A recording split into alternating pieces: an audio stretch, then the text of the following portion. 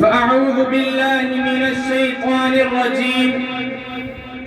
بسم الله الرحمن الرحيم. لقد كان لكم في رسول الله أسوة حسنة. صدق الله العظيم. وقال النبي صلى الله عليه وسلم: من أحب سنتي فقد أحبني ومن أحبني كان معي في الجنة، أو كما قال عليه الصلاة والسلام. میرے عزیز ساتھیوں اور کرسی پر جلوہ افروز حکمین صاحبین اور معزز اساتذہ کرام،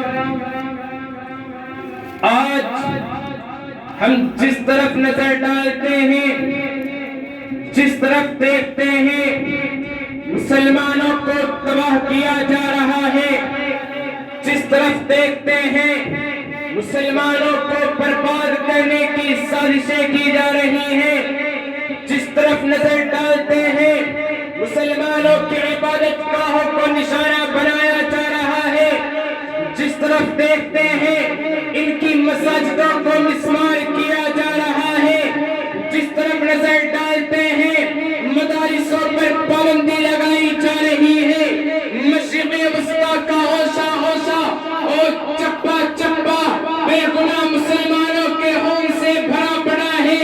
ارے خود اپنے ملک میں دیکھیے جہاں ان کتوں نے چند دن پہلے اپنے رسول سے اظہار محبت پر پابندی عائد کر دی تھی۔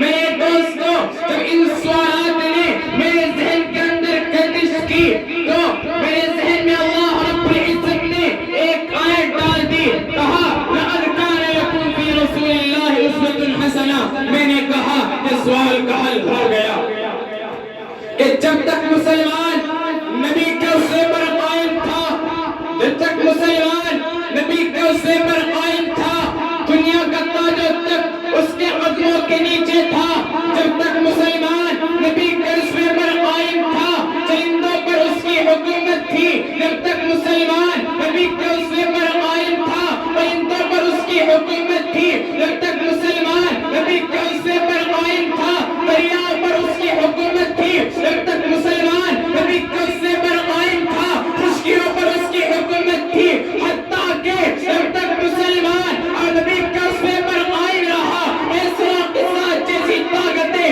مسلمان کے آگے جھکنے پر مجبور ہو جایا کرتی تھی۔ او تجھے کیا ہوا ہے؟ تو کہاں جا رہی ہے؟ لوٹ اپنے ماضی کی طرف اور دیکھ اپنے ماضی کی طرف، صلاح الدین ایوبی جیسے سپہ سالار کو کہ جہاں میدان میں قدم رکھا میدان کے میدان خالی ہو جایا کرتے تھے۔ ذرا دیکھ محمد بن قاسم کو جس کے نام سے پورا ہندوستان تھراتا تھا، ذرا دیکھ عمر بن خطاب کو کہ جس راستے سے گزرتے تھے شیطان وہاں سے دم دبا کر بھاگ جایا کرتا تھا۔ تو کیا وہ مسلمان نہیں تھے؟ کیا ہم مسلمان نہیں ہیں؟ تو کیا فرق ہے؟ وہ کون سی طاقتیں ہیں جو نے ان کو اتنا طاقتور بنائے ہوئے تھی؟ وہ کون سی طاقتیں ہیں جو ان کو اتنا جری بنائے ہوئے تھی؟ ہمارے اندر کس چیز کی کمی ہے؟ ہاں، ایک بہت بڑا فرق ہے، ایک بہت بڑا فرق ہے کہ وہ سنت نبوی کے دامن کو تھامے ہوئے تھے اور آج ہم نے سنت نبوی کے دامن کو چھوڑ دیا ہے۔ میرے دوستوں، آج عورت نما لوگ نبی کے عاشق ہونے کا دعویٰ کرتے ہیں، حالانکہ اللہ کے نبی نے ارشاد فرمایا من احب سنتی فقد احبنی، اور اسی کے ساتھ ساتھ بشارت دی من احبنی کان معی فی الجنہ، کہ جو شخص میری سنت سے محبت کرتا ہے وہی میرا عاشق ہے، اور بشارت دی کہ جو مجھ سے محبت کرتا ہے وہ میرے ساتھ جنت میں ہوگا۔ میرے دوستوں، آئیے میں تمہیں لے کر چلتا ہوں اس میدان میں جہاں صرف ایک ہی صدا گونجتی تھی کہ نکل جائے دم تیرے قدموں کے اوپر، یہی دل کی حسرت نہیں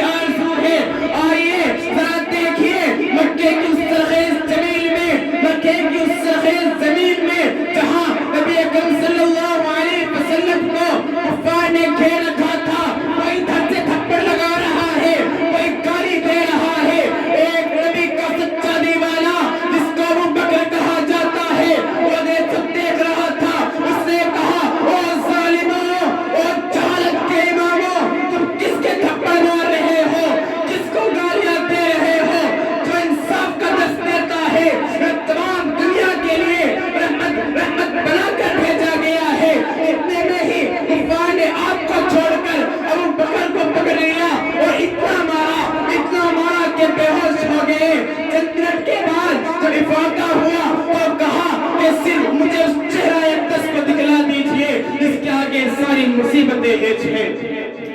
ये था इश्क़ रसूल, ये थी नबी से मोहब्बत। और आइए हम देखते हैं जब बिलाल इस्लाम में दाखिल हुए तो कुफ्फार मक्का उनको जमीन पर लिटाते और छाती पर भारी पत्थर रखते, जमीन कांप उठती, फरिश्ते चीख उठते और कहते, और अब्बा ये वो बिलाल है जिसके कदमों की चाप जन्नत में सुनाई देती है। और अब्बा यही वो बिलाल है, यही वो बिलाल है जो तेरे नबी का सच्चा आशिक है। और अब्बा यही तो बिलाल है जिसको इमामुल मुअज्जिन कहा गया है।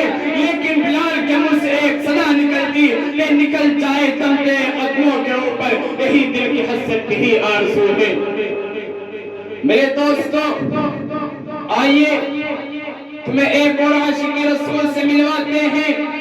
एक इंसान सहाबी जब आप सल्लल्लाहु अलैहि वसल्लम के विसाल की खबर उनके कानों में पहुंचती तो कहते, और अब्बा ए अल्लाह मेरी समात को खत्म करवा दीजिए। मेरे कान इसलिए थे ताकि तेरे नबी की बातें सुन सकूं, मेरी आंखें इसलिए थी ताकि तेरे नबी को देख सकूं। अब आशिक अपने माशूक के बाद किसको देखना पसंद करेगा? और अब्बा मेरी समात को खत्म करवा दीजिए, और अब्बा मेरी बिनाई को सल्ब कर दीजिए। लिहाजा उस आशिक रसूल की दोनों दुआओं को कबूल कर दिया गया।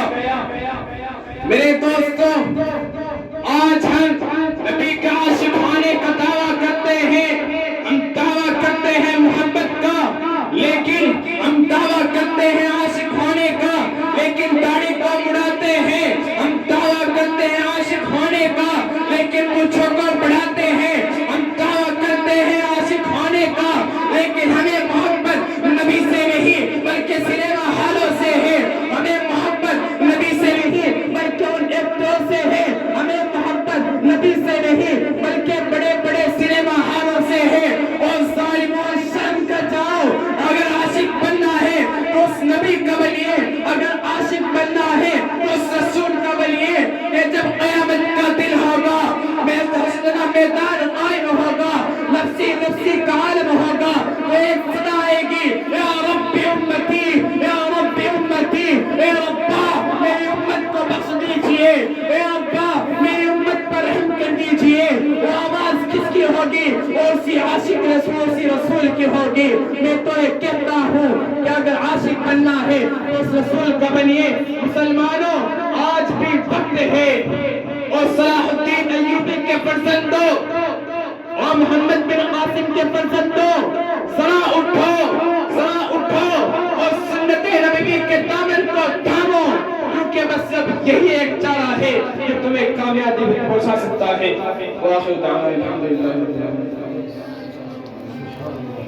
तशरीफ लाए अज़ीज़ मोहम्मद शेख।